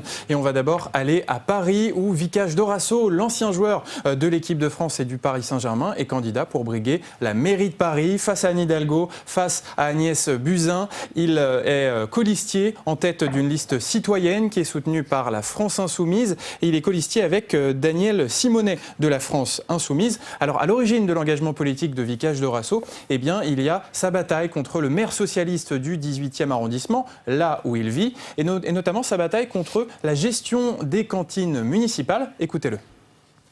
Dans le 18e arrondissement, on a vendu à la Sodexo qui fait de l'industriel, qui fait sous vide, dans une cantine où on réchauffe les plats. Ça arrive sans vitamines, les portions ne sont pas respectées. Dernièrement, il y a eu un scandale avec la viande. Les parents ont récupéré les emballages et c'était de la viande allemande alors que ça aurait dû être du bio et du français. Et voilà, les cantines scolaires, l'un des points forts du programme de Vicage Dorasso. Notez que si sa liste remporte la mairie de Paris, il sera maire de Paris pour la seconde moitié du mandat, un mandat partagé avec Daniel Simonet. Ça, c'est pour Paris. Maintenant, on va aller à Marseille. Ça va vous faire plaisir, Oriane, puisqu'un ancien joueur de l'Olympique de Marseille est candidat aux élections municipales à Marseille. C'est l'ancien attaquant de l'OM, Mamadou Niang, qui est candidat sur une liste emmenée. On entend la musique, de l'Olympique de Marseille.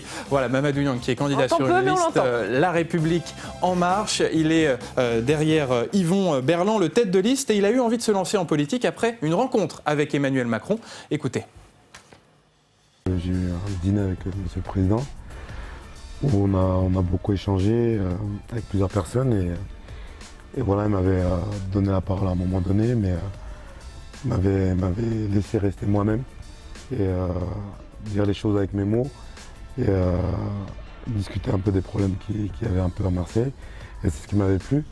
Et par la suite, on s'est rencontré avec Yvon, on a échangé, on a beaucoup discuté et voilà, c'est avéré qu'on partageait les mêmes idées.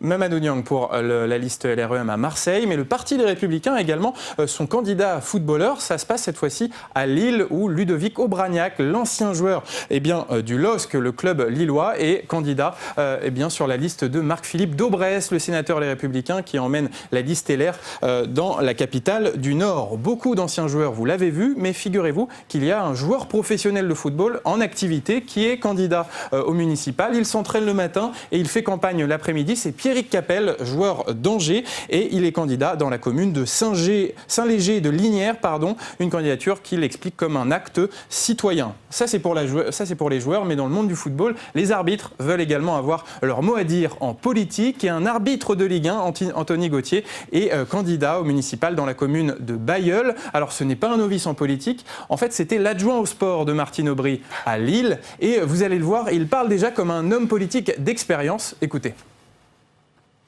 Moi, ce qui m'intéresse, c'est de savoir réellement ce qui importe les Bailleullois. Et lorsque je les rencontre au quotidien depuis 6 mois, ce qui les intéresse réellement, c'est mon parcours. mon parcours dans le sport de haut niveau, mon parcours à l'université. Ce qui les intéresse aussi, c'est leur quotidien, c'est-à-dire lorsqu'ils m'interpellent sur des questions liées à la circulation à Bailleul, sur l'absence de pistes cyclables. Moi, je leur réponds, voilà, aujourd'hui, je prends un engagement, par exemple, de faire 20 km de pistes cyclables. Et voilà, et au moins, grâce à cette campagne municipale, on pourra enfin discuter les décisions de l'arbitre.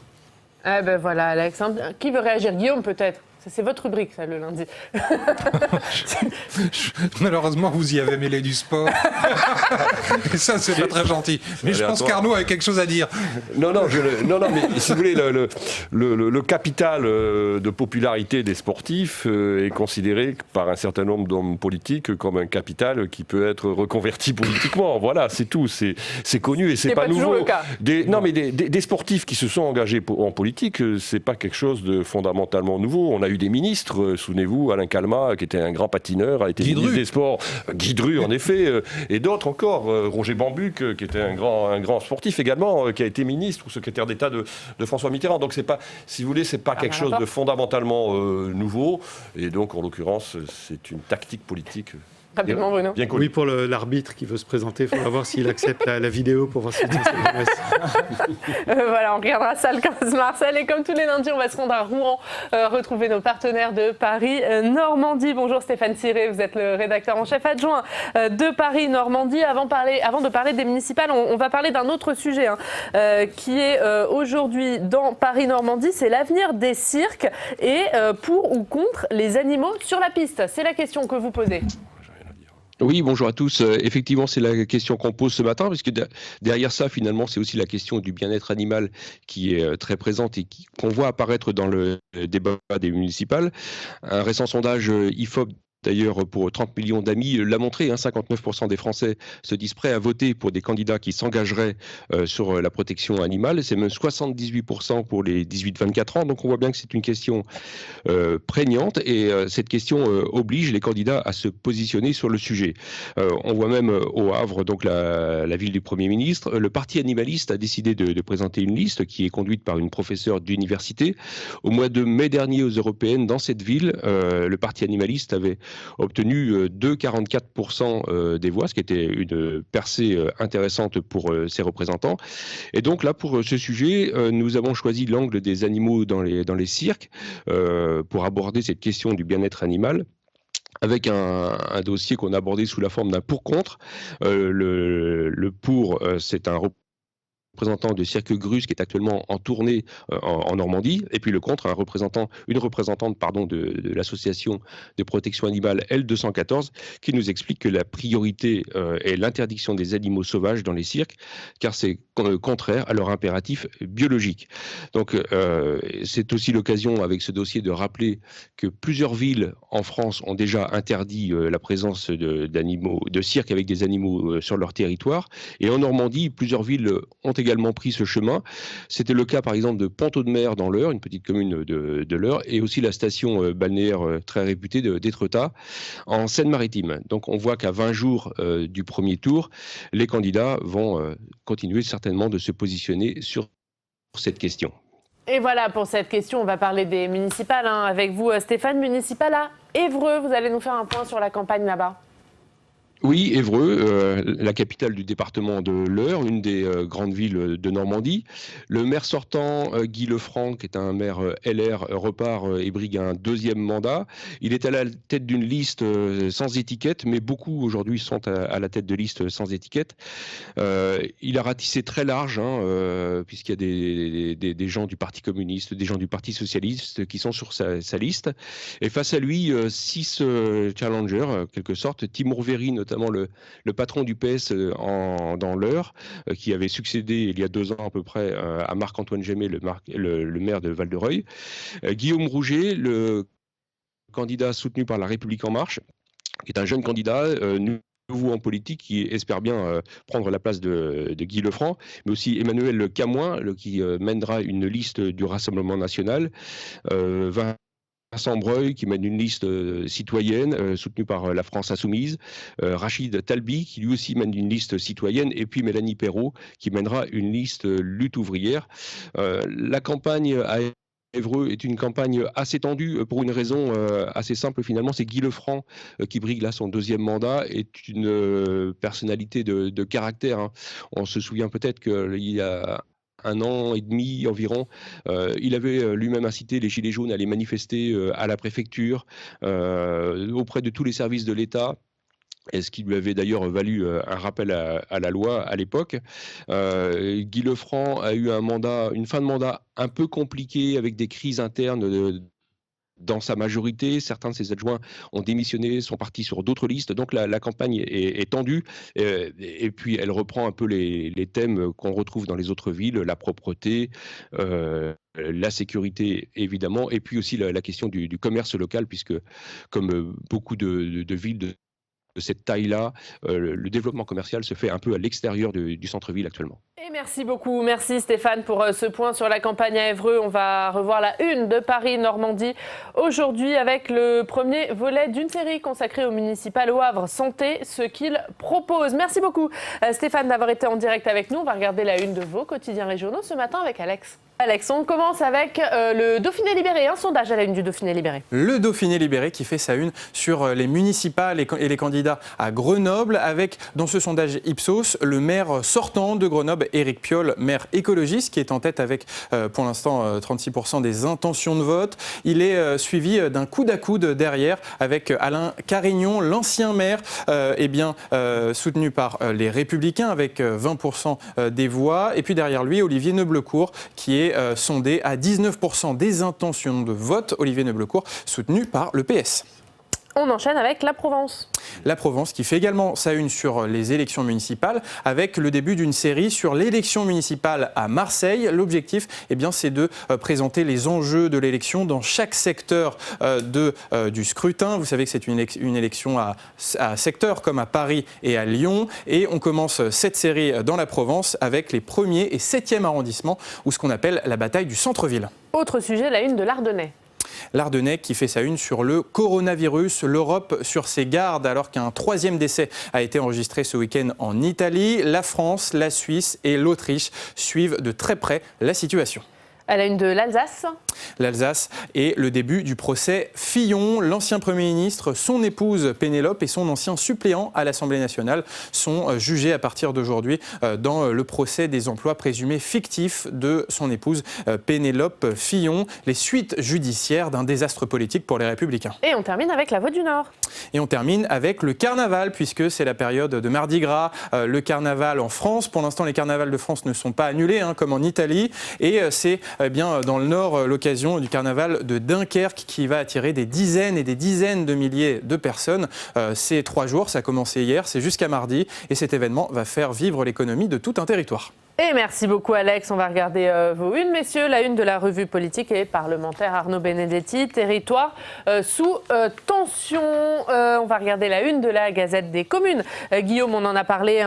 Programmes électoraux, menu unique pour tous. C'est à la une de la Gazette des communes cette semaine. Et puis votre livre, Bruno Cottresse, Histoire d'une révolution électorale. Avant de se quitter, messieurs, on va faire un petit tour par les allées du Salon de l'agriculture qui se tient cette semaine. On va retrouver Quentin Calmet qui va sillonner pour Public Sénat les allées de ce salon toute la semaine. Bonjour Quentin, merci beaucoup d'être avec nous ce matin. Et l'événement, Quentin, ce matin, c'est la venue du Premier ministre Édouard Philippe qui est dans les allées du salon depuis 1 heure maintenant, c'est ça ? Oui, bonjour Oriane, bonjour à tout le club. Alors Édouard Philippe est arrivé à 8h pétantes, mais pas pour se rendre tout de suite dans les allées du salon. Il se trouve en fait dans une salle de réunion au-dessus du stand du ministère de l'Agriculture. Vous allez le voir sur ces images de Baptiste Gosselin. Il y a au programme 1h30 de rendez-vous avant de pouvoir commencer la déambulation dans le salon de l'agriculture. D'abord avec les représentants des organisations professionnelles agricoles et de la filière agroalimentaire. Puis ensuite une deuxième réunion avec les pêcheurs. Au programme de toutes ces réunions, il y a les négociations commerciales, sans doute avec les États-Unis, la mise en œuvre de la loi Egalim ou encore la PAC, ou bien sûr le Brexit, le sujet qui pourrait... Une visite qui se terminera ensuite avec la visite du hall de l'élevage où il pourra rencontrer la vache égérie. Vous savez, c'est une charolaise de 6 ans qui s'appelle Idéal. Et enfin, il se rendra aux Outre-mer, donc une visite qui devrait se terminer en fin de matinée pour ensuite pouvoir aller à l'Elysée, là où il a son déjeuner habituel avec le président de la République. Eh bien voilà, visite que vous suivrez pour nous, Quentin. Vous viendrez nous la raconter demain, puisque vous serez tous les jours à cette heure-ci dans cette matinale en direct depuis ce salon de l'agriculture pour nous raconter ce qu'il s'y passe et notamment les visites politiques. On imagine qu'il sera bien sûr beaucoup question, comme chaque année, de politique et peut-être particulièrement de municipal. Cette année, à maintenant 3 semaines du scrutin. Merci beaucoup, Quentin. On précise que Public Sénat fait des émissions spéciales toute la journée dans ce salon de l'agriculture. Et puis ce salon, vous pouvez aussi le suivre sur notre site publicsénat.fr. Merci beaucoup, messieurs. Merci d'avoir été avec nous pour ce club. Prochain rendez-vous dans la journée, outre nos émissions au salon de l'agriculture, c'est à 17h30, Rebecca Fitoussi. Allons plus loin. Et puis à 19h, audition publique, l'émission politique des chaînes parlementaires. Francis Letellier reçoit Laurent Nunez, le secrétaire d'État auprès du ministre de l'Intérieur. Merci d'avoir été avec nous. Demain, on se retrouve. L'invité politique, Virginie Duby-Muller, la vice-présidente des Républicains. Très bonne journée à tous. La presse quotidienne régionale et les télévisions locales vous ont présenté le Club des Territoires.